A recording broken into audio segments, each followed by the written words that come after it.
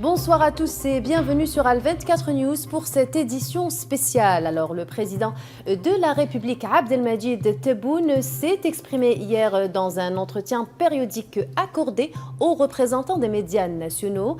Un échange qui intervient dans une période où l'Algérie poursuit plusieurs transformations majeures. Nous parlons de modernisation de l'État, développement économique, renforcement des partenariats internationaux et mobilisation de toutes ses forces vives, y compris sa communauté établie à l'étranger. Au-delà des sujets abordés, cette intervention présidentielle pose plusieurs questions. Quelle lecture politique faut-il faire des messages adressés par le chef de l'État? Quelle vision économique se dessine derrière les orientations annoncées? Et quelle place pour les Algériens établis à l'étranger dans cette dynamique nationale? Restez avec nous, nous en reparlerons avec nos invités à venir.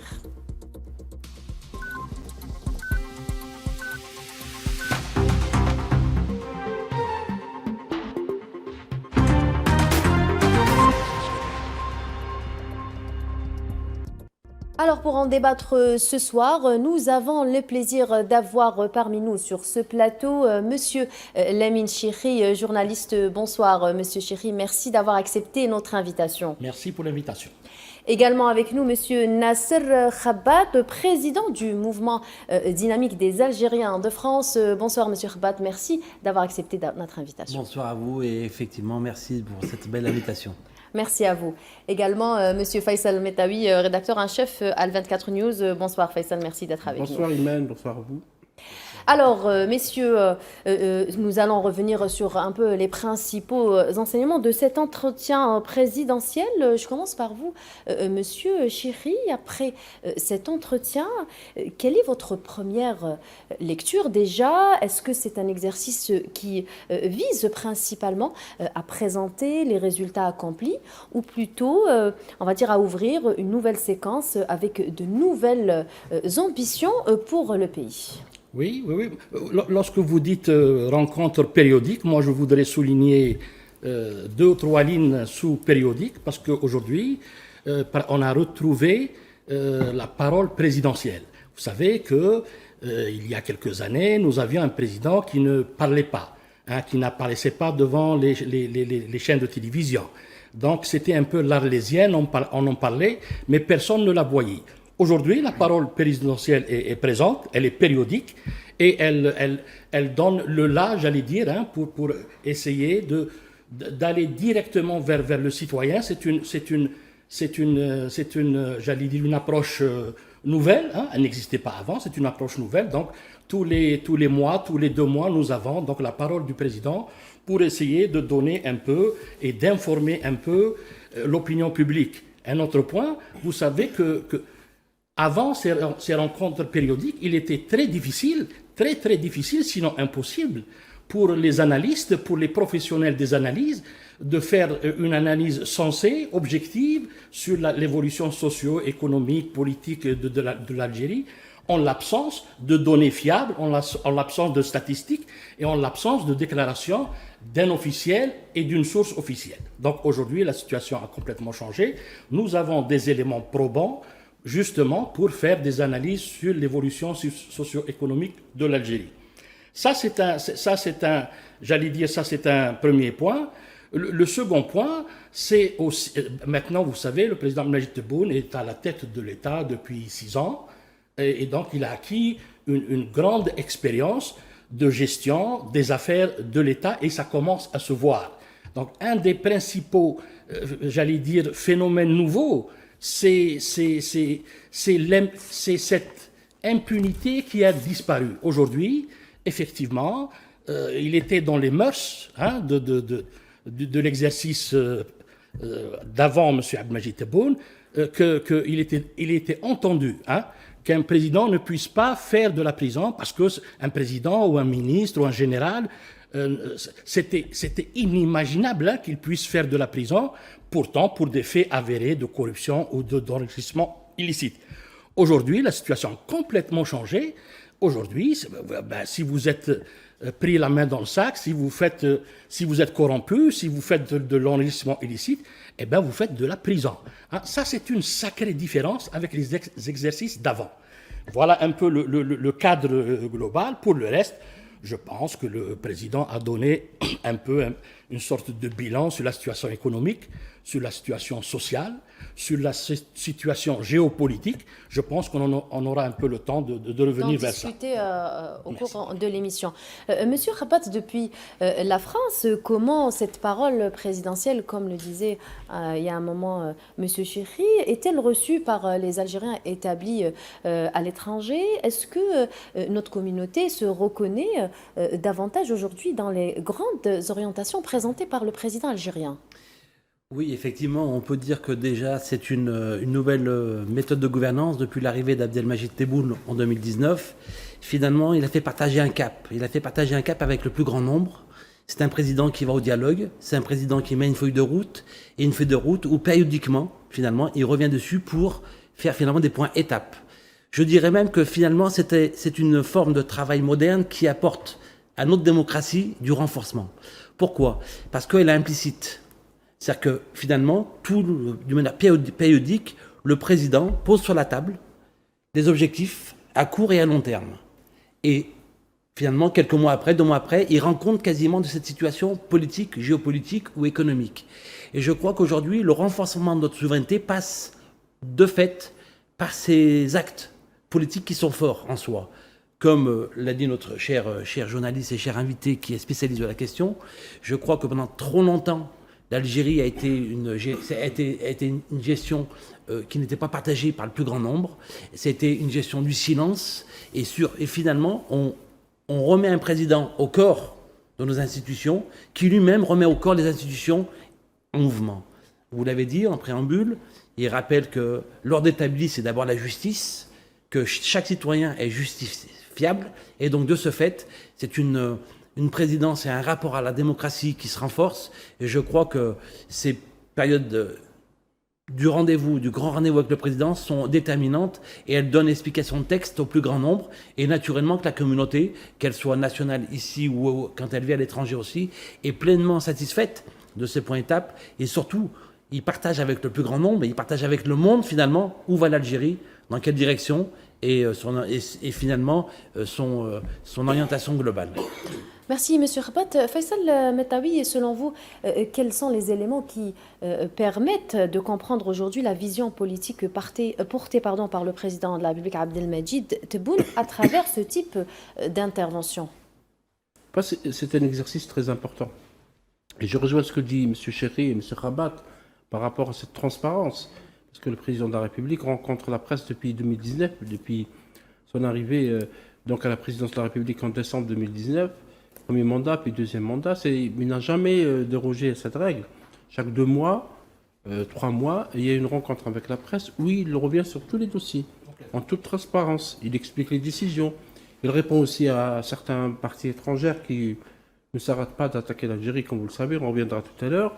Et il explique certaines démarches. Et vous aurez remarqué que le président est aussi même critique dans son discours. Ça veut dire qu'il n'y a pas de langue de bois.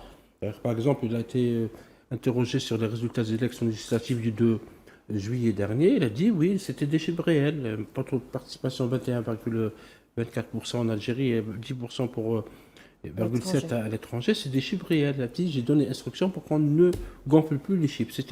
C'est une transparence. On n'a jamais entendu ce genre de déclaration par le passé. Bien sûr, 21% ne réduit pas de l'importance et de la légitimité de l'Assemblée nationale populaire qui est actuellement en cours de l'installation de la présidence et également des structures de cette Assemblée. Le président aussi a expliqué les choix économiques, l'intérêt qu'il porte aux projets structurants comme le projet de Rajbilet, le projet minier de fer de Rajbilet, la ligne ferroviaire qui va traverser le Sahara, qui était un rêve il y a 10 ans.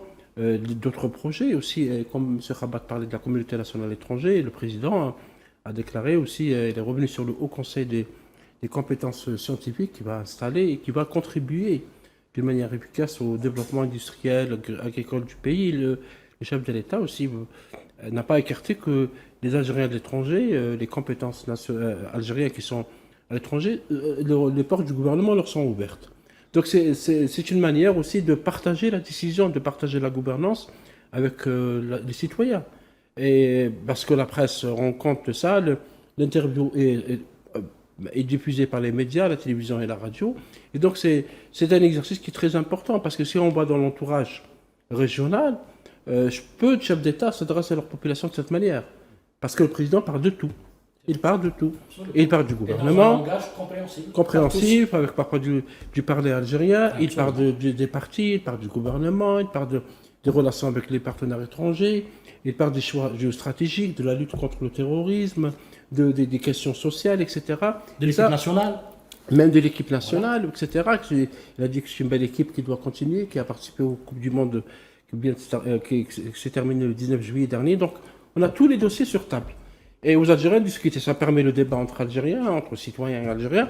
Et sur le volet diplomatique, évidemment, on reviendra tout à l'heure. Il y a aussi des précisions qui étaient importantes faites par le président de la République. Très bien. Monsieur Chiri, le président Abdelmadjid Tebboune a placé lors de cet entretien la stabilité et la consolidation des institutions parmi les éléments importants lors de cet entretien. Comment analysez-vous cette approche dans un contexte régional assez complexe? Oui, aujourd'hui on peut dire objectivement que l'Algérie, j'allais dire, c'est un havre de stabilité et de paix. Hein. Et ça se ressent lorsque le débat se focalise sur les affaires sociales, sur les affaires de salaire, sur les affaires de bien-être, de santé. Ça veut dire quoi? Ça veut dire que c'est un pays stable qui avance. Il y a des revendications sociales complètement compréhensibles. Le président a répondu à plusieurs de ces revendications, les augmentations de salaire, les bourses, et j'en passe. Donc, effectivement, l'Algérie passe pour être un havre de paix dans un environnement immédiat, très instable. Il y a des foyers de tension autour de nous. Hein, on n'a même pas besoin de citer les pays autour de nous, mais il y a des foyers de tension un peu partout. Non, l'Algérie est stable. L'Algérie sait où elle va. Il y a une feuille de route. Et je pense que ces entretiens avec la presse, j'allais dire de façon périodique, sont un élément qui va dans ce sens-là. C'est-à-dire, le président s'adresse à qui finalement? Il s'adresse aux Algériens. Il s'adresse à ceux qui ont la capacité de changer les présidents, de changer les assemblées nationales. Il s'adresse aux électeurs. Mais c'est ça, j'allais dire, le minimum syndical de respect vis-à-vis des concitoyens. Il faut les consulter, il faut leur parler, il faut les informer. J'ai aussi parlé, pour un peu... j'allais dire, répéter encore une fois, le point des analyses sur l'Algérie. Ça, c'est un point fondamental. On ne peut pas bâtir une analyse sur du vent. On ne peut pas bâtir une analyse sur des rumeurs. On ne peut pas bâtir des analyses sur des fake news. Bien sûr, lorsqu'il n'y a pas la parole officielle, la porte est ouverte à la pagaille générale. Mais lorsqu'il y a une parole officielle, les analystes dignes de ce nom, les journalistes dignes de ce nom, ont l'obligation de reprendre la version officielle puisqu'elle existe. Donc, le seul fait que le président prenne la parole de manière périodique oblige, j'allais dire, les journalistes honnêtes à vraiment balancer, équilibrer leur travail sur l'Algérie, puisque nous avons le point de vue du gouvernement, du président, des chiffres officiels, et nous avons le point de vue d'autres spécialistes et tout cela. Donc, c'est vraiment très équilibré et c'est très sain comme exercice. Moi, je pense que ça aussi, je n'ai pas vu, moi, des présidents dans la région prendre sur eux d'informer les citoyens, de répondre aux questions, de prendre des décisions, d'annoncer des décisions. J'en vois pas beaucoup dans la région, ni même, j'allais dire, dans les pays occidentaux. Hein. Donc voilà, je ne cherche pas à exagérer, mais je dis ce que je ressens, je dis ce que je vois, et je pense que les citoyens sont là justement pour essayer de partager mon point de vue. Merci, Monsieur Chiri. Faisal, cette stabilité, selon vous, peut-elle être considérée comme, on va dire, une condition conditions pour accélérer les grands projets de développement. Oui, c'est un plaidoyer de l'Algérie, c'est un plaidoyer, j'allais dire, historique. Quand on parle des pays du voisinage, notamment le voisinage sahélien, le Niger, le Mali, des pays comme la Mauritanie, etc., et d'autres pays, l'Algérie a toujours dit que le développement, pour développer ces régions, développer ces pays, des pays respectables, il faut de la stabilité, parce que ceux qui ciblent l'Afrique, et le président a largement parlé du terrorisme, comment le terrorisme ne part pas alimenté par des forces extérieures extra-africaines pour justement laisser certains pays, très riches d'ailleurs, en minerais, en terres rares, etc., dans une situation d'instabilité, de vulnérabilité. La stabilité est importante et l'Algérie, c'est vrai qu'elle revient de loin, comme l'a développé Lamine. On est passé par des phases, les années 90, le terrorisme, les violences multiples, la période d'après la sortie de la guerre des terrorismes, des années de terrorisme, avec l'ancien régime, qui, à un moment donné, a laissé faire beaucoup de choses, la corruption, le détournement, etc. Là, on est en train de se stabiliser d'une manière très claire. Et d'ailleurs, le président, quand il s'est adressé à l'Union européenne, il a été très clair. C'est plus l'Algérie de 2005. Oui. Parce que l'accord d'association qui a été signé en 2005 avec la partie européenne, l'Algérie était dans une phase de vulnérabilité, d'instabilité.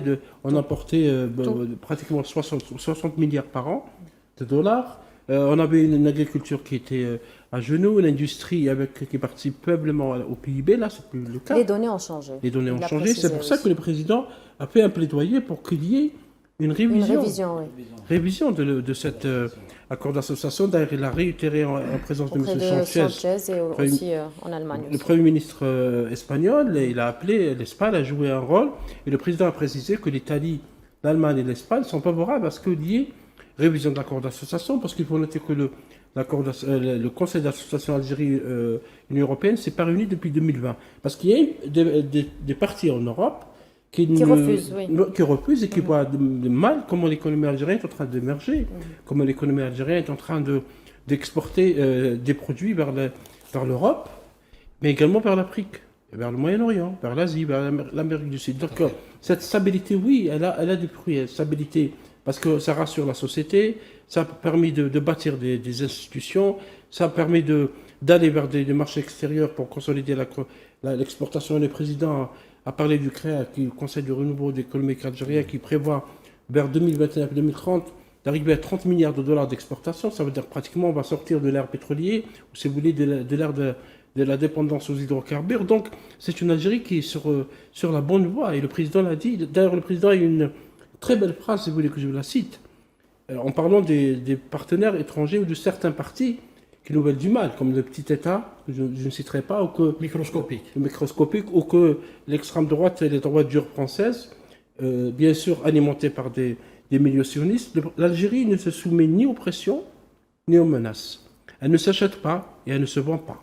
C'est très clair. C'est une fidélité au serment des martyrs. Merci Faisal. Monsieur Nasser Khabat, l'Algérie, comme nous venons de le dire, veut mobiliser toutes ses forces, que ce soit institutions, entreprises, sociétés civiles et notamment la diaspora. Est-ce que cette approche collective peut, selon vous, constituer un nouveau modèle de développement ? Oui, je crois qu'aujourd'hui, l'Algérie, dans son développement économique, social, politique, a besoin de faire avec toutes ses forces là où elle se trouve. Et je crois que, historiquement parlant, il faut rappeler, c'est important, que de tous les temps, et surtout à cette période où la révolution algérienne battait son fort, la communauté établie à l'étranger, notamment en France, était constante dans le combat, dans l'approche, politiquement parlant et même financièrement parlant. Je crois donc que cette approche n'est pas nouvelle. Je crois que bon nombre de pays sur la planète rêveraient d'avoir la diaspora algérienne. C'est une diaspora établie sur tous les continents. C'est une diaspora aujourd'hui qui est établie sur le plan de vue social, économique, politique. Comment justement peut-elle contribuer à cette dynamique ? Et je crois qu'aujourd'hui, de toute façon, l'une des clés de la réussite du développement algérien, c'est de faire entrer les compétences. Déjà, le Haut Conseil scientifique est un premier geste très fort. Je crois qu'il faut encore aller plus loin. Il faut organiser la communauté nationale établie dans le monde dans des institutions organiques, structurées. Parce que je crois qu'il il n'a échappé à personne que le fort de la communauté des Algériens dans le monde est en France. On peut évaluer à 2, 3, 4 millions, peu importe. Et que depuis quelques mois, voire quelques années, et je crois que ça va monter crescendo, nous aurons de plus en plus d'attaques. Parce qu'il y a deux courbes qui sont étroitement liées, je crois qu'il faut rappeler sur le plateau. C'est la courbe du développement de l'économie du pays algérien avec la courbe des menaces qui pèseront sur ce pays. Parce que plus l'Algérie va se développer, sur le point de vue économique, scientifique, militaire, plus les menaces pèseront sur elle parce qu'elle aura une influence sur ce continent qui est en plein développement. Donc, on aura une stabilité qui sera de plus en plus importante à gérer. Et on le voit bien encore tous les jours. Et je vous rappelle que à juste titre, que M. le Président a rappelé, les gesticulations, je parle de gesticulations volontaires en Tunisie pour tenter de déstabiliser la Tunisie à travers peut-être cet état microscopique, comme vous le précisez bien, qui tente, une fois de plus, d'une manière misérable, à envoyer ses sbires pour déstabiliser la Tunisie. En voulant déstabiliser la Tunisie, c'est en réalité l'Algérie qu'on veut déstabiliser. Donc, de fait. Et aujourd'hui, je crois que cette diaspora, pleine de son expérience, humble devant la nation et devant l'État algérien, je veux dire, et devant le peuple algérien, doit apporter et va apporter. Mais aujourd'hui, il faut passer une étape de structuration de cet apport. On ne peut plus aujourd'hui se satisfaire d'avoir une diaspora dans le monde qui traduit naturellement son amour pour la patrie à travers les matchs de foot. C'est très bien, mais je crois qu'on doit avoir une diaspora qui est d'abord engagée sur le point de vue politique et du partage du projet politique algérien et économique. Je crois que nous devons pleinement prendre notre place, pleinement être engagés sur cette question du développement, en ayant pleinement conscience des risques et des menaces qui pèsent sur nous, que ce soit à l'étranger pour les Algériens, mais aussi pour le pays. Je crois qu'on doit reprendre cette part politique dans notre investissement, cette part citoyenne de l'investissement, et je crois que nous pouvons attendre de M. le Président qui, dans cette vision, je vous le rappelle, que depuis 2019, a réintégré pleinement le discours politique en parlant de la communauté nationale. Je vous rappelle qu'en 2019, en décembre 2019, il a été le premier président à dire à la diaspora, la communauté algérienne, il a fait des gestes très forts. On a pu intégrer la caisse de retraite nationale, un geste politique très fort.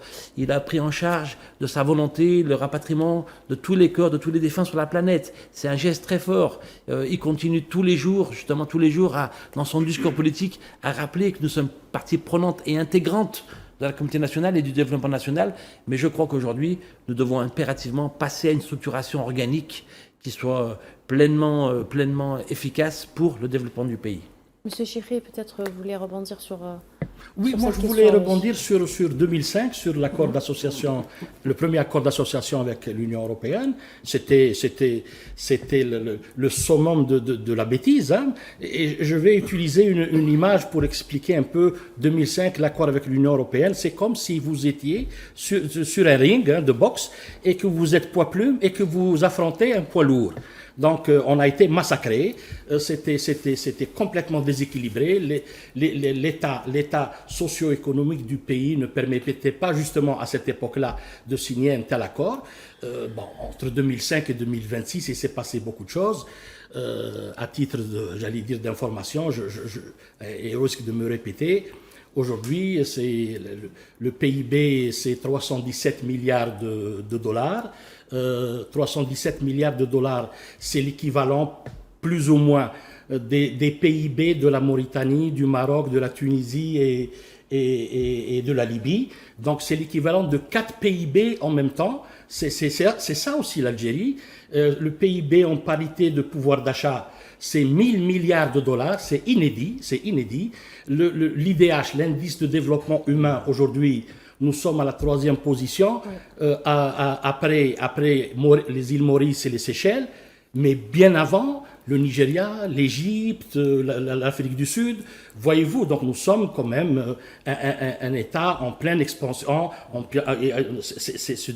c'est de la progression, et 317 milliards de dollars de PIB, c'est-à-dire nous sommes à 2 cheveux de devenir un État émergent. Et c'est ça l'objectif justement annoncé et final du président Majid Tebboune, de faire de l'Algérie, de la faire basculer dans un pays, dans le moule d'un pays émergent.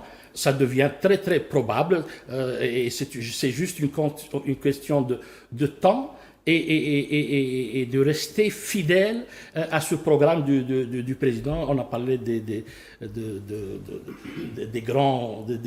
projets structurants hein, qui vont faire travailler des milliers et des milliers d'Algériens, des projets structurants qui vont permettre à l'Algérie d'exporter en dehors des hydrocarbures. C'est fondamental, la diversification économique. Tous ces sujets n'existaient pas tout simplement il y a à peine quelques années. Donc vous voyez que l'Algérie aujourd'hui, c'est un peu aussi la locomotive en Afrique. Hein.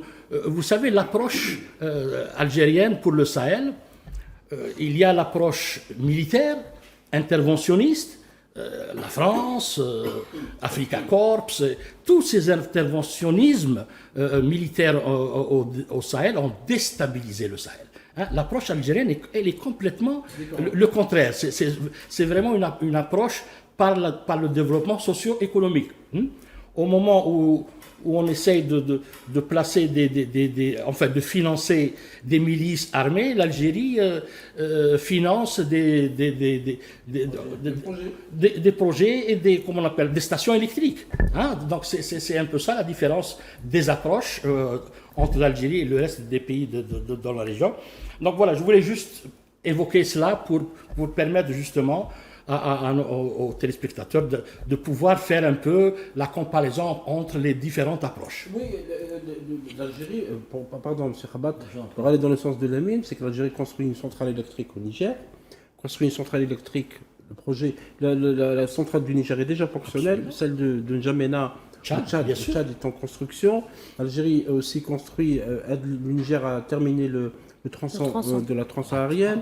Elle contribue aussi à la construction, à l'achèvement, plutôt au lancement du projet de gazoduc TGP réel. Absolument. Parce que c'est pas un virtuel, pour ne pas l'évoquer. Exact. Et d'autres projets avec le Niger, avec le ministre des Affaires étrangères du Congo, de la République du Congo, était en Algérie pour développer plusieurs projets, notamment dans le secteur pharmaceutique et le secteur de l'énergie et de la formation.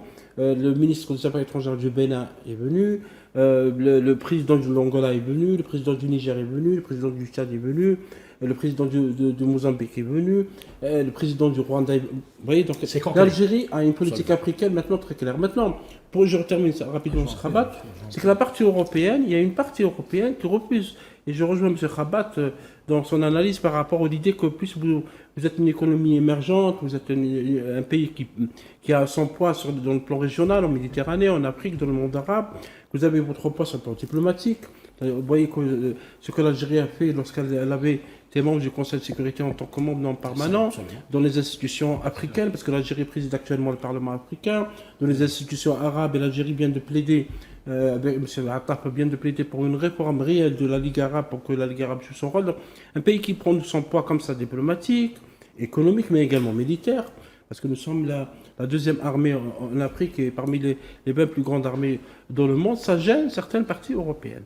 Certaines parties européennes qui continuent de dresser des barrières devant les produits algériens, il faut le dire. Tout à fait. Monsieur le Président a parlé des produits de matériaux de construction, des produits sidérurgiques, des produits agricoles, agroalimentaires. Tout le monde aime les fruits algériens, notamment ceux qui viennent de l'étranger, etc. Et ces fruits, pour citer cet exemple, peinent à trouver au marché européen. Il n'est pas normal que l'Europe, qui vend à l'Algérie presque 82% de nos échanges commerciaux, dresse des quotas pour l'acier, évoqués par le président. On ne peut pas plaider pour le libre-échange, l'Organisation mondiale du commerce, lever les barrières tarifaires et douanières devant les produits, et en même temps, lorsque les produits viennent d'un autre pays du Sud, qui est l'Algérie, vous lui dressez des barrières. Et puis on va en parler justement, après, Monsieur Metaoui.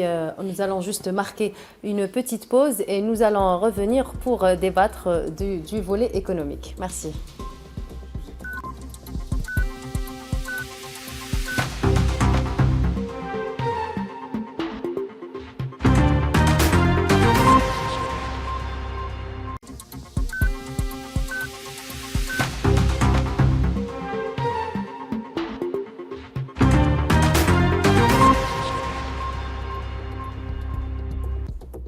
Merci de nous rejoindre pour cette deuxième partie de cette édition spéciale. Monsieur Nasser Khabat, vous vouliez rebondir sur ce que disait Monsieur Mattawi juste avant la pause. Effectivement, juste pour, dans ces propos qui sont pleins de cohérence et de profondeur, rappeler justement peut-être la grande différence fondamentale de l'Algérie dans le développement des pays qui l'entourent et de tous les pays d'ailleurs, c'est que ce n'est pas une approche de prédateur. C'est une approche où on veut renforcer la souveraineté des pays avec lesquels on travaille, d'égal à égal. Et je crois que ça, c'est important parce que c'est fondamental dans notre esprit du 1er novembre 1954. C'est respecter les souverainetés.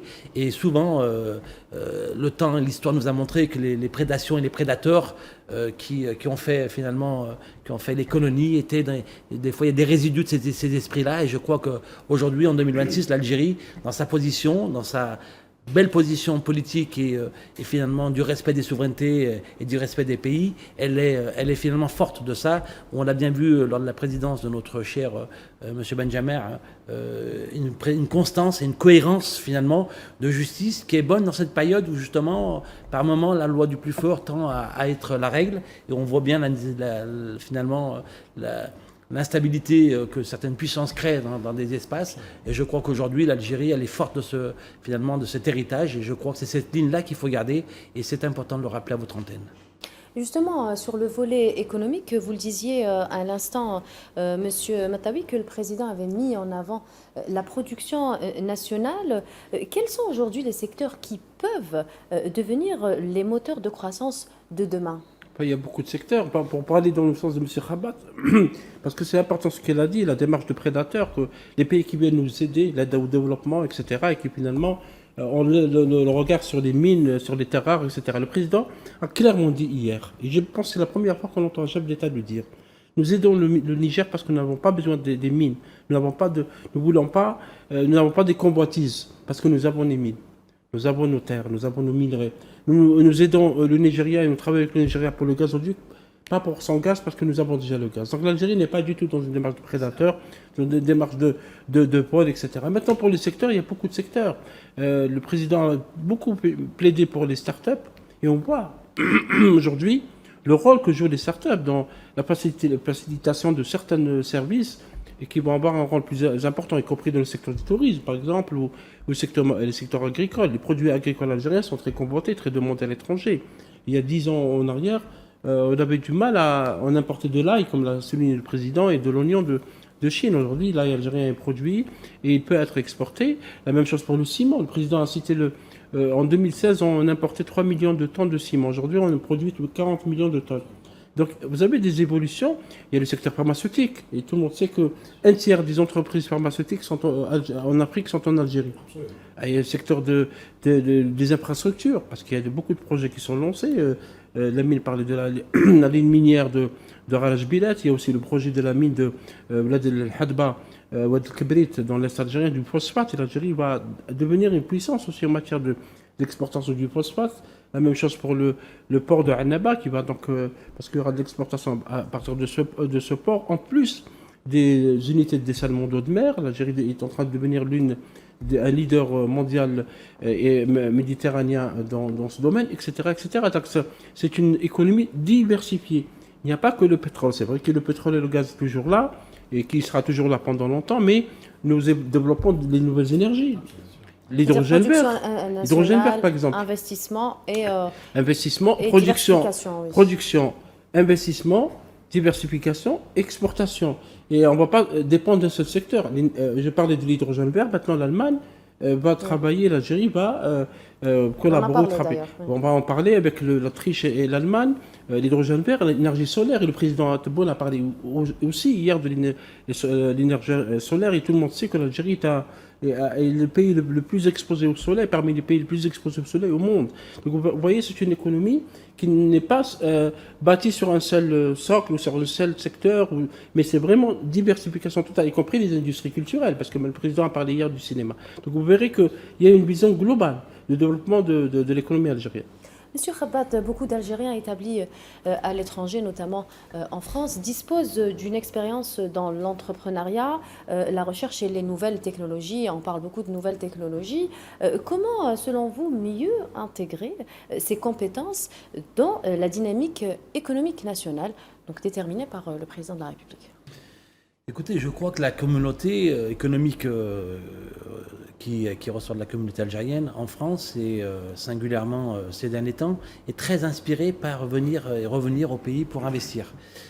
Il n'a échappé à personne que la croissance française est en berne, que les conditions de vie sont de plus en plus compliquées et qu'on a justement un discours d'un président, d'un peuple qui a de la croissance, qui invite justement ses compétences et ses acteurs économiques à rentrer.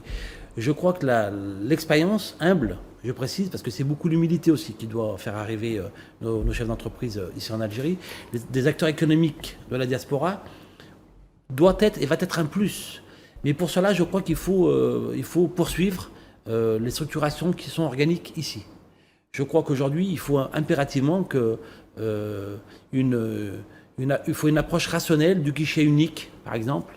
Un chef d'entreprise arrive, il ne faut pas qu'il galère. Il faut qu'il puisse être rassuré et assurer des démarches. Il faut qu'il puisse avoir un rapport aux banques, par exemple. Je crois qu'encore on est sur un rapport aux banques qui est un peu complexe et compliqué. Voilà, quel type de passerelle justement entre les entrepreneurs et la diaspora, justement, pour arriver à contribuer à l'économie algérienne? C'est bien, c'est une très belle question parce que pas plus tard qu'avant-hier, j'ai visité du côté de Ouiba, vers l'aéroport, l'initiative d'un jeune, Anis Ben Taïeb, qui a créé une structure qui s'appelle Akhan,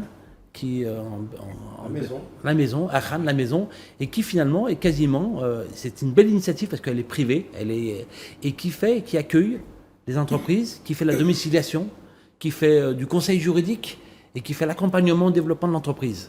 Donc on est typiquement dans quelque chose de très pragmatique et finalement de ce que a besoin le chef d'entreprise. Je crois qu'il y a une richesse qu'il faut développer dans notre pays, c'est celle de la PME, la TPE. Vous savez, par exemple, je vous donne un chiffre. Dans les pays en Europe, et notamment en France, vous avez 2 millions de petites et moyennes entreprises. Pourquoi ? Parce que ce sont les entreprises qui enrichissent le pays de par, d'abord, la masse salariale. 3 salariés là, 4 là, 10 là, 12 là, 15 là, 20 là. C'est le cas pour l'Italie aussi. C'est le cas comme l'Italie. Oui. Et de ce fait, vous avez finalement cette pénétration du secteur économique qui se fait à tous les niveaux et surtout dans tous les espaces du pays.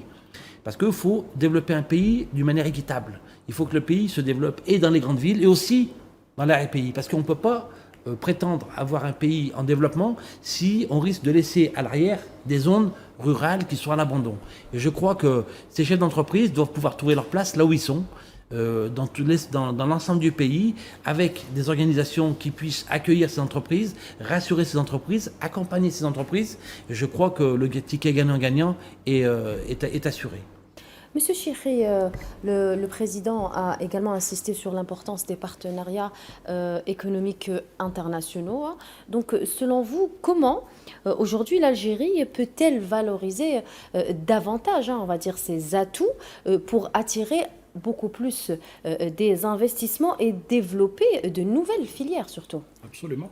Moi, je pense que d'emblée, on peut dire que l'Algérie, aujourd'hui, le fait qu'elle ne soit plus perçue comme étant seulement un État, j'allais dire, gazier et pétrolier, ça c'est déjà un point fondamental. C'est un point fondamental dans la perception Algérie.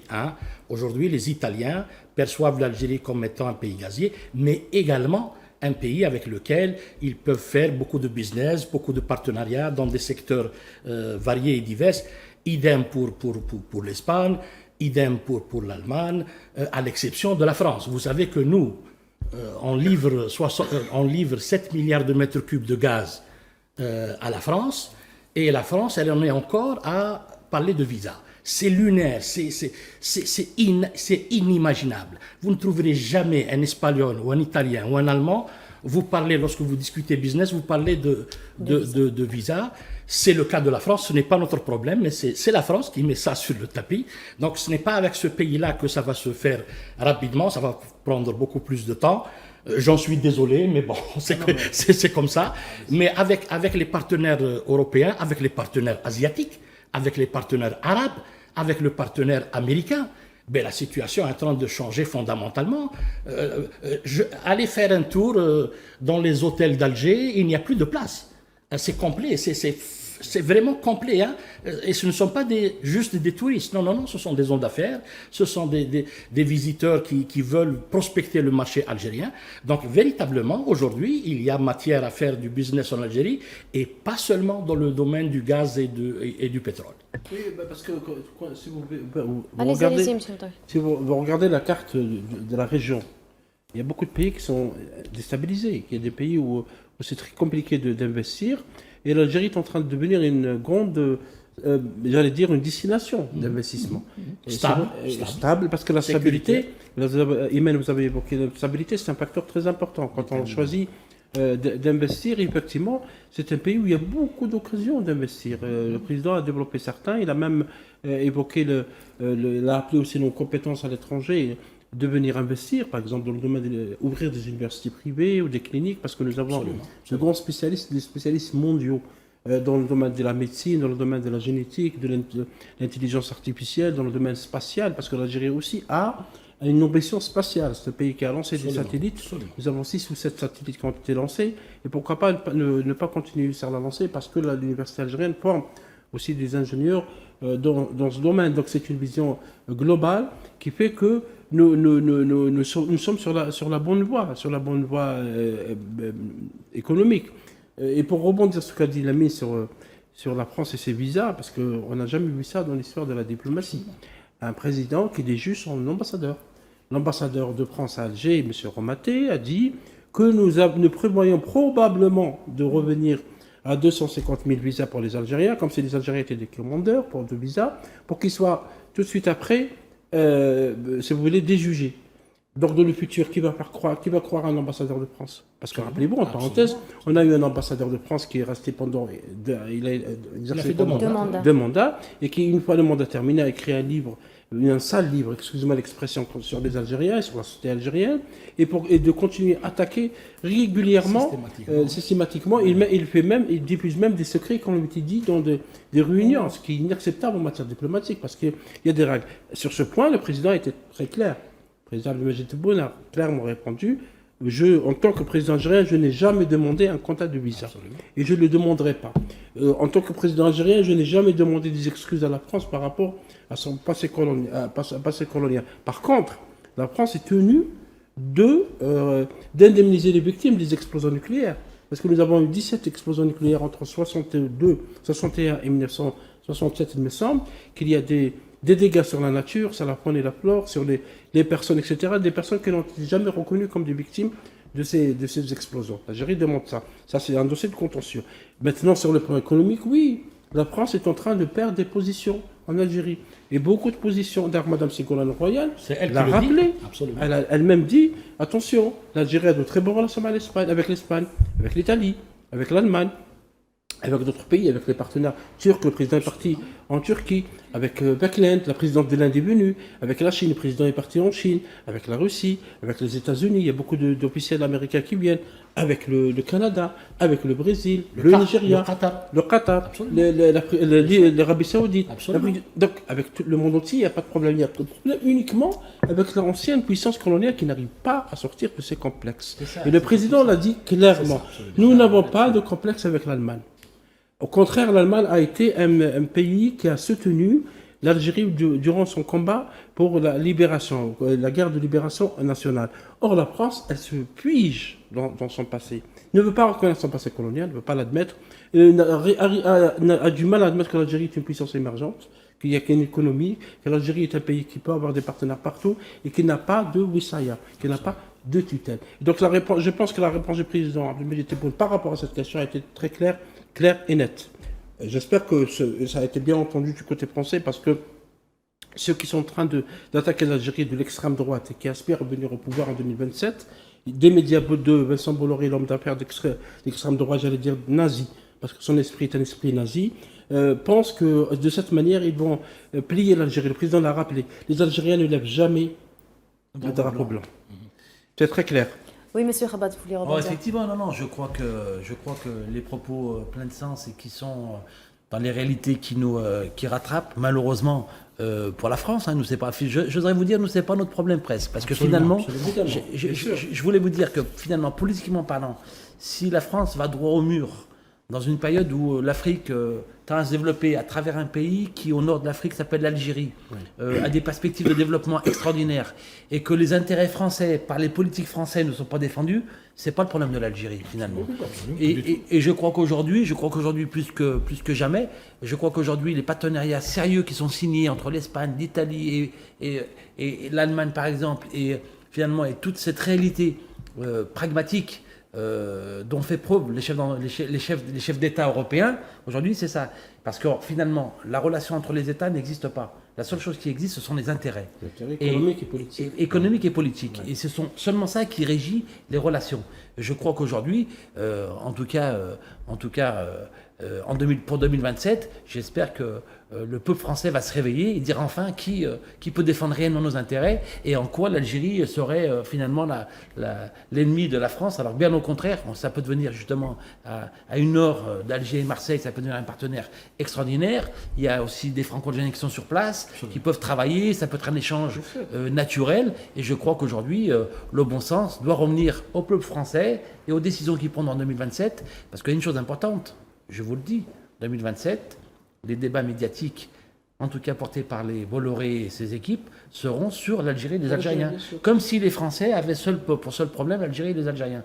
Donc c'est faire diversion sur la réalité, parce que oui, il faut le dire, en France, chômage, précarité, problèmes sociaux, crise identitaire, moi, je voudrais vous dire. Et tout ça est camouflé par des discours de dissuasion et de diversion.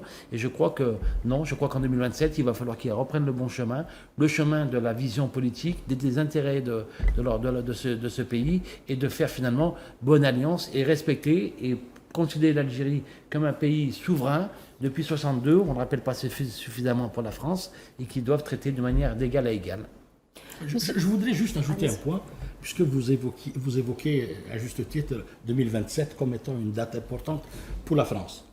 Elle est aussi une date importante pour l'Algérie. 2027 est une date, j'allais dire, clé pour l'Algérie, puisque pratiquement tous les projets structurants vont arriver à terme, vont commencer à produire. Et donc, vous voyez, nous sommes dans des dynamiques différentes. Hein. La France est en train de se ramasser à la cuillère, ça part dans tous les côtés. Et l'Algérie est en train de se construire et de devenir un pays émergent.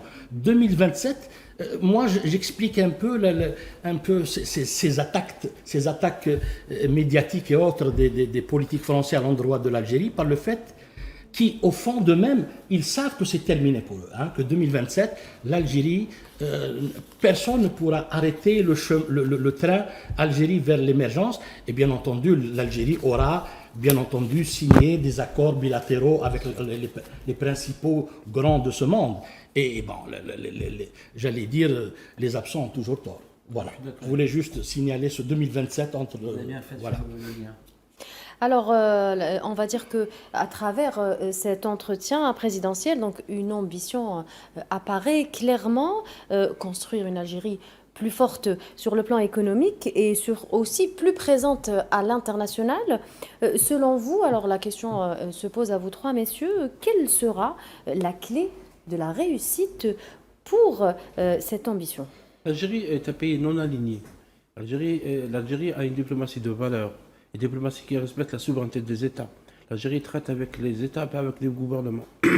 L'Algérie refuse qu'on s'ingère dans les affaires intérieures des États et des États voisins. Le président l'a rappelé, par exemple, en parlant du Mali et en parlant des relations historiques avec le Mali. L'Algérie est maintenant... il y a eu une réconciliation avec ce grand pays du Sud, comme il y a eu de consolidation des rapports avec le Niger. Je pense que le futur, c'est d'abord d'avoir des relations équilibrées.